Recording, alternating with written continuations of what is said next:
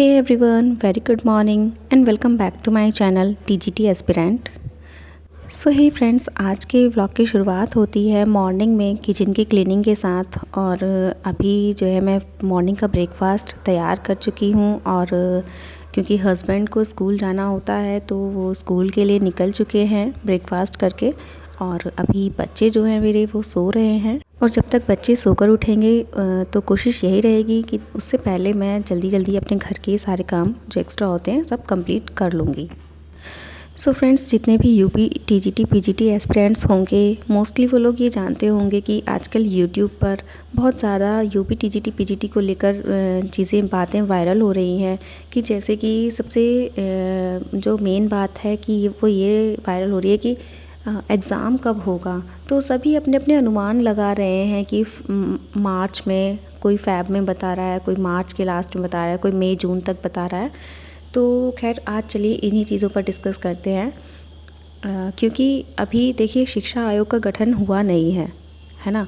तो बताते हैं कि अभी शिक्षा आयोग का गठन जब हो जाएगा तो उसमें जो मेन अध्यक्ष हैं वो चुने जाएंगे। और जब अध्यक्ष चुन लिए जाएंगे तब वो सब मिलकर एक मीटिंग कंडक्ट करके ये डिसीज़न लेंगे कि एग्ज़ाम कराना कब है ना। तो एक थोड़ा सा एक इसमें लंबा प्रोसेस हम मान के चल सकते हैं कि 3 से 4 महीने का प्रोसेस हो जाएगा।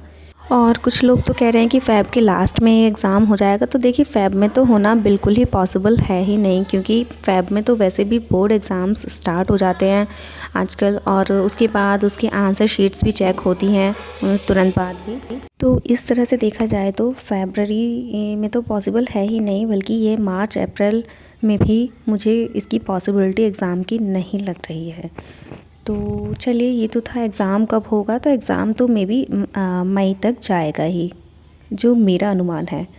और दूसरा ये कि बहुत ज़्यादा यूट्यूब पर ये चीज़ें भी आ रही हैं कि शायद इन जो 2022 का जो फॉर्म फिल हुआ है टीजीटी पीजीटी का, कि उनमें कुछ वैकेंसीज़ बढ़ा देंगे। और इस बार पैटर्न जो है वो एग्ज़ाम का थोड़ा चेंज कर देंगे। चेंजेस क्या होंगे, जैसे कि जीएस, जैसे अदर स्टेट्स में टीजीटी पीजीटी के एग्ज़ाम्स कंडक्ट कराए जाते हैं, उसमें मेन जो सब्जेक्ट होता है ना उसके साथ वो लोग जीएस भी ऐड करते हैं। तो ऐसे ही सेम प्रोसेस सुनने में आ रहा है कि यूपी में भी अब आगे से लागू होगा। तो इस बात में कितनी सच्चाई है ये तो पता नहीं, पर मे बी कुछ आसार लग रहे हैं, क्योंकि अदर स्टेट्स में भी ऐसा होता है। तो चलिए, ये तो चीज़ इसकी श्योरिटी तो तभी होगी कि ये पैटर्न चेंज होगा इसी बार से या नहीं, क्योंकि ये जो सारी चीज़ें हैं ये डिपेंड करती हैं अब सदस्यों की नियुक्ति के ऊपर और उनके डिसीज़न के ऊपर। और अब मिलकर वो लोग जो भी डिसाइड करेंगे, या तो हमारी जो ये वैकेंसीज़ थी उनका एग्ज़ाम इसी तरह कंडक्ट करा दिया जाएगा, और या फिर ऐसा भी हो सकता है कि वो इन्हीं वैकेंसीज़ में और वैकेंसीज़ ऐड कर दें और फिर एग्ज़ाम पैटर्न थोड़ा चेंज कर दें। तो मुझे अभी दोनों ही बातों की पॉसिबिलिटी 50-50% लग रही है।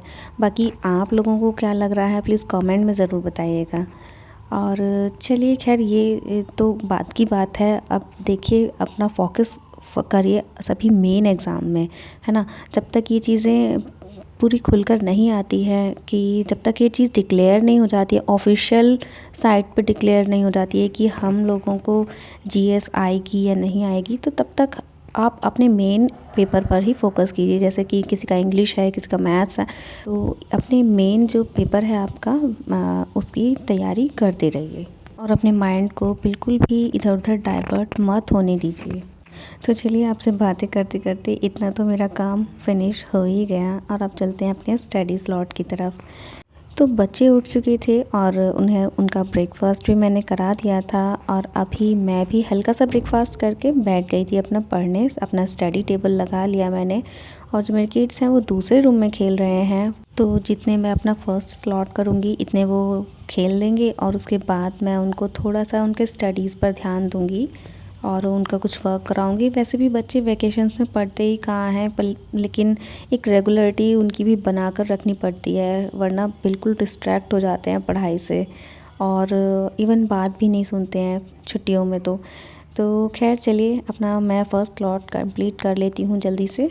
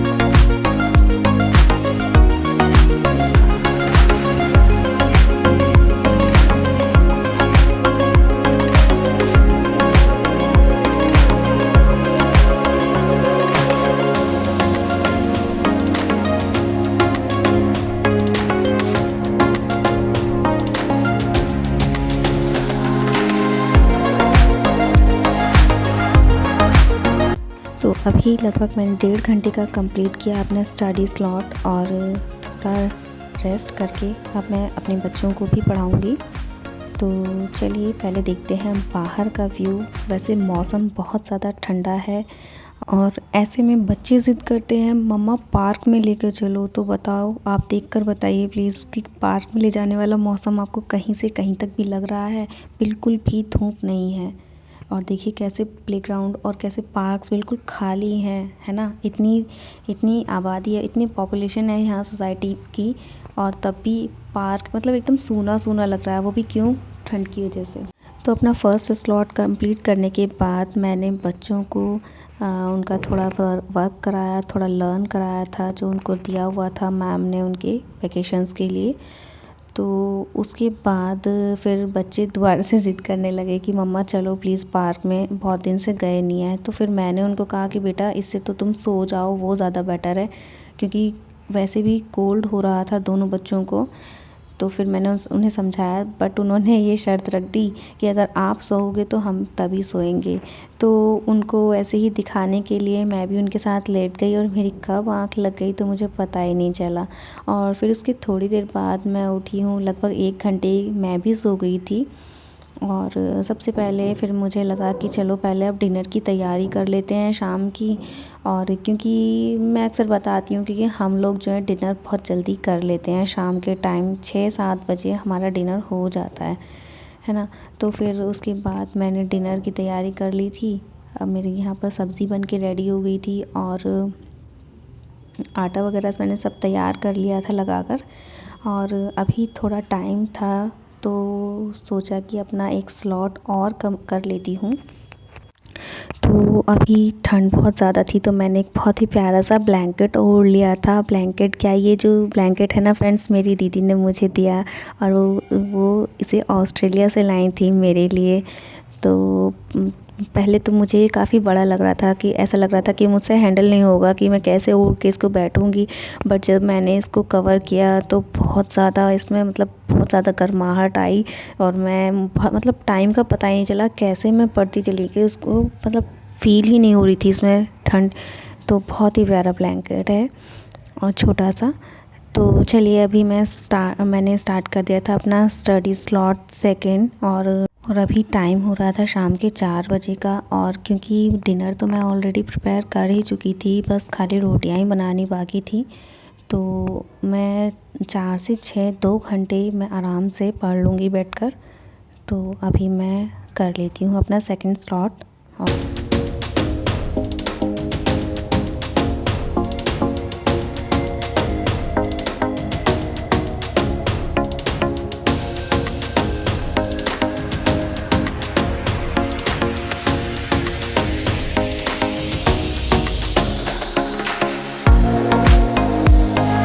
तो अभी चल रहा था मेरा सेकंड स्लॉट और आज की सेकंड स्लॉट के साथ ही मैं अपना जो स्टडी व्लॉग का यहीं पर एंड करती हूँ। उम्मीद करती हूँ आपको पसंद आया होगा। जो भी न्यू व्यूअर्स हैं प्लीज़ सब्सक्राइब कीजिएगा और बेल आइकन को भी प्रेस कर दीजिएगा। और मिलते हैं अब नेक्स्ट स्टडी व्लॉग के साथ। तब तक के लिए good bye, take care, have a nice day.